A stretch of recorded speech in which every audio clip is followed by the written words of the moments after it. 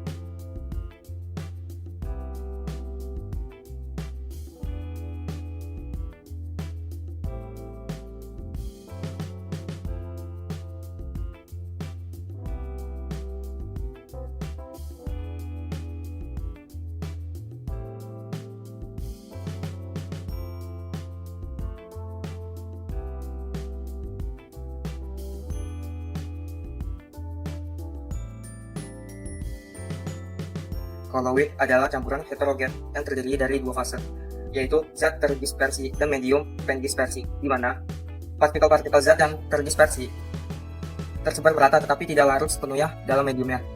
Ukuran partikel koloid berada di antara larutan dan suspensi berkisar antara 1 hingga 1000 nanometer dan tidak dapat dipisahkan dengan penyaringan biasa. Nah, selanjutnya adalah jenis-jenis dari koloid. Berdasarkan fase terdispersinya, koloid itu terdiri dari 3. Yang pertama adalah sol, di mana fase terdispersinya adalah padat. Yang kedua adalah emulsi, di mana fase terdispersinya adalah cair.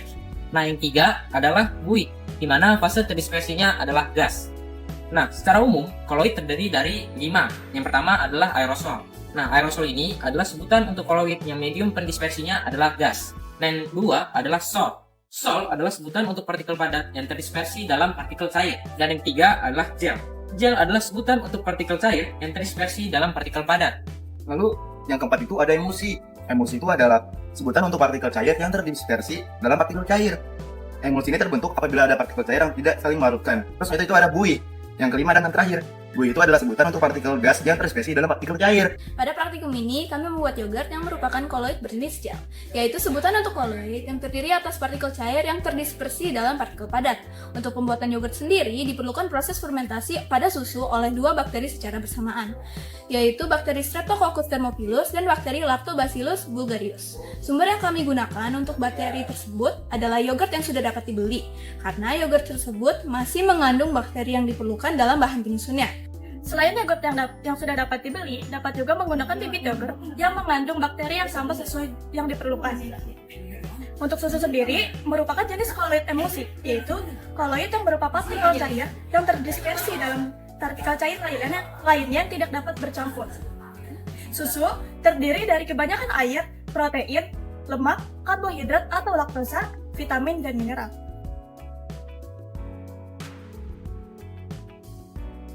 Pada praktikum ini, langkah pertama yaitu untuk memanaskan susu dengan kompor hingga suhu sekitar 40-50 derajat Celcius. Hal ini dilakukan untuk memudahkan bakterinya untuk berkembang biak dan bekerja. Setelah suhu susu sesuai, ditambahkan yogurt agar bakteri dapat berkembang biak dalam susu untuk memulai proses fermentasi dalam yogurt. Selama bakteri dibiarkan dalam susu, bakteri akan berkembang dan bekerja untuk memakan gula-gula di dalam susu, yaitu laktosa, serta juga melepaskan asam laktat sehingga melepaskan proton ke dalam susu. Sebelumnya dibahas bahwa susu terdiri atas protein, salah satunya adalah protein kasein yang bermuatan negatif. Maka saat dilepaskan proton oleh bakteri, proton bermuatan positif akan ditarik oleh kasein yang bermuatan negatif, sehingga menghilangkan muatan kasein tersebut. Kasein yang tadinya bermuatan negatif, saling tolak-menolak, sekarang bersifat netral, sehingga akan mendekati sesama lain dan membentuk struktur yang menyerupai padatan. Ini akan mengubah struktur susu untuk menjadi mayoritas padat, tetapi juga mengandung air yang terdispersi di antara padatan struktur protein kasein, sehingga yogurt termasuk koloid jenis gel. Kesimpulan praktikum yogurt adalah koloid jenis gel yang terbentuk ketika asam laktat merubah muatan protein kasein dari negatif ke netral, sehingga protein kasein menggumpal dan membuat tekstur kental serta rasa asam. Sekian video praktikum dari kelompok kami, kurang lebihnya mohon maaf. Assalamualaikum warahmatullahi wabarakatuh. Dadah, Debbie.